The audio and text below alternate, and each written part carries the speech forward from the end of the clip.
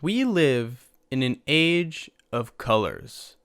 Bright reds, deep blues, shiny yellows, and nature greens surround us, whether it be for advertising, video games, street art, or movies. Practically every medium we see nowadays is filled with bright colors, passion. So why is it that we're seeing a resurgence in black and white? More specifically, in movies.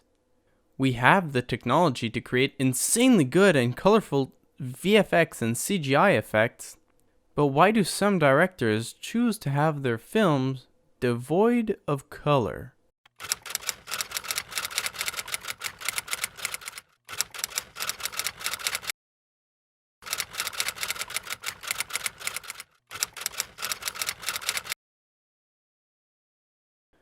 You might have seen some movies recently re-releasing in black and white. Bong Joon-ho came out with a cut of Parasite that was entirely in black and white. I hate to use this example as well, but Zack Snyder came out with a Justice is Gray cut for his version of the Justice League. Some examples of films that are in black and white recently are Roma and The Lighthouse, two excellent movies. But why do filmmakers still produce films in black and white? Today, I wanted to examine 3 aspects of the monochrome screen. First, how films have persisted in black and white starting from the 1970s. Second, what is the symbolism and meaning of having a film be in black and white? And finally, why black and white might simply be a return to the essentials and fundamentals of filmmaking. First, a brief history. What is strange about color movies is that they've been there from the start. As early as 1902, the film Le Voyage dans la Lune was colorized. It was not shot in color though. Each frame was painted on hand by hand. It is in 1917 that Technicolor developed a two-color technology. The first American film using this color process is The Gulf Between, a romantic comedy made in the same year. I did not find any video evidence of The Gulf Between. It has 0 views on Letterboxd, which is quite unusual. However, I know it exists, I just can't find any video trace of it. However, the technology was very expensive, so there were very little movies that were made in color. In 1932, Technicolor developed the 3-color dye transfer method, which was used in the Disney short Flowers and Trees, and in 1934's The Cat and the Fiddle, which was the first live-action movie to be shot with this technology. In 1939, the first official color movie was shot. It was The Wizard of Oz with its bright, popping colors. Until the 1950s, color was expensive, and it was only during the 1960s that it became more affordable and also became the norm. That is why for films shot during the 1950s, such as most of the neorealist Italian films or French New Wave films, that were still shot in black and white. Most consider the 1960s to be the start of the color era, and that is when having a film be shot in black and white became less of a budgetary issue and more of an artistic decision. Post-1970s is when black and white films really started to become scarce. However, a couple of directors still preferred to shoot their films in black and white. Here are some of the most famous movies post-1965 created in black and white. In 1966, Soviet director Andrei Tarkovsky created Andrei Rublev.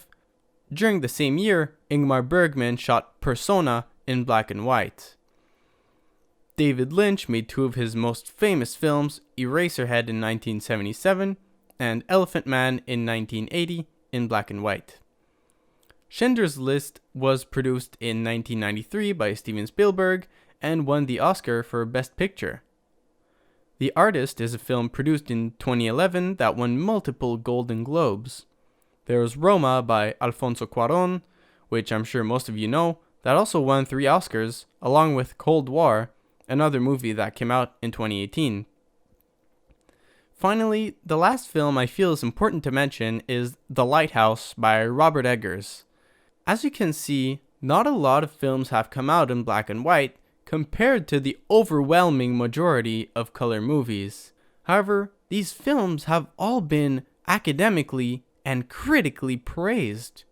So how are these films so successful? And what does a monochromatic picture have to do with that success? A filmmaker's job is to give an insight into a certain world. The way we, as the audience, see that world says a lot about it. Black and white nowadays is less of a budgetary choice and more of a stylistic one. But what creative impact does it have on a film? I determined 2 stylistic results of having a film be in black and white.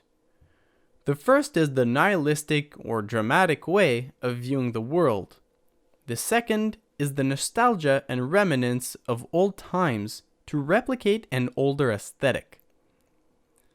The best examples of these 2 aspects are 2 of David Lynch's films, Eraserhead and Elephant Man. Eraserhead is a thriller, almost horror movie. Its plot is very strange and it depicts a very pessimistic views of the themes presented. Eraserhead is a complex movie to take apart. It's very mysterious. The black and white effect only adds on to that mystery. By not having any colors, the film is stripped away from any joy or hope. It also adds on to the mysterious things we see in the film, such as weird liquids or the weird baby, by making those things unidentifiable. The film presents no humanity. It takes away the good emotions of our reality. There is no rejoice. This explanation can also be applied to The Lighthouse, where the themes of obsession become completely devoid of any positivity. Black and white means devoid of life. Having a film be monochrome also means the shadows are more accentuated. This is present in the film The Lighthouse, where 60% of the film is completely black, instead of another dark color such as brown or dark blue. According to Eggers, director of The Lighthouse, having the film be black and white communicates the misery of the world. The second aspect is the old look it gives to a movie. The film Elephant Man is set in the 1870s. To mimic the old look, one before the development of more modern technology, Lynch shot the film in black and white and muffled the voices of the characters to make it look like the film was shot with older technology. A similar effect was used in the making of Roma, in a story which depicts 1970s Mexico. The monochrome lens makes us feel nostalgic, or as if we were taking a look into the past. Even in those films, the color of these movies, or lack thereof, symbolizes the inhumanity of our reality. Steve Scott, an employee of Technicolor who worked on Roma, said, "It sets a mood and an ambience that's evocative of memory by taking full advantage of modern technology. It's a very nice combination of the clarity and the recollection." Something that's interesting about black and white films is that it requires different lighting than color films. That's why if a film re-releases in a monochrome version, it doesn't look as good or holds less meaning than a film fully in black and white. This is true for most films changing the color in post-production. Let's take Parasite, for example, where the colors had symbolism in the narrative. The bright, vibrant colors in the rich family's house and the dark, muddy colors of the poor family's house. Without color, we cannot see those disparities of class as well as in the colored version. In this case, changing the film from color to black and white, in my opinion, devalues the themes of the movie. If one makes the choice to have a film in black and white, they must be fully committed to it. The final thing I wanted to bring up is some insight of my own. It's that filming in black and white is a return to the fundamentals of movie making. Nowadays, movies are filled with colorful CGI or VFX effects that are more style than substance. The Marvel movies are a good example of using so much CGI that basically every color in the movie is digitally created. Stripping away the color forces directors to put more emphasis, and therefore a larger part of the budget, into creating innovative shots, more specific lighting, writing a better plot, focus on framing, etc. It forces filmmakers to use different effects, like contrast even. Post-production is also reduced as there's no need for color correction or any type of filter. The Lighthouse is a perfect example of this, as the framing in that movie is incredible, the plot memorable, and uses multiple effects I had not seen in many films. Instead of relying on colorful CGI, the film has to stand on its own, with good cinematography and good writing holding it together. In conclusion, black and white is a small but successful facade of cinema that is still relevant today. The monochrome lens can be a very effective tool for communicating thematic elements to the film you're creating or watching, and gives a sense of the past for some films that could rarely be found with any other technique.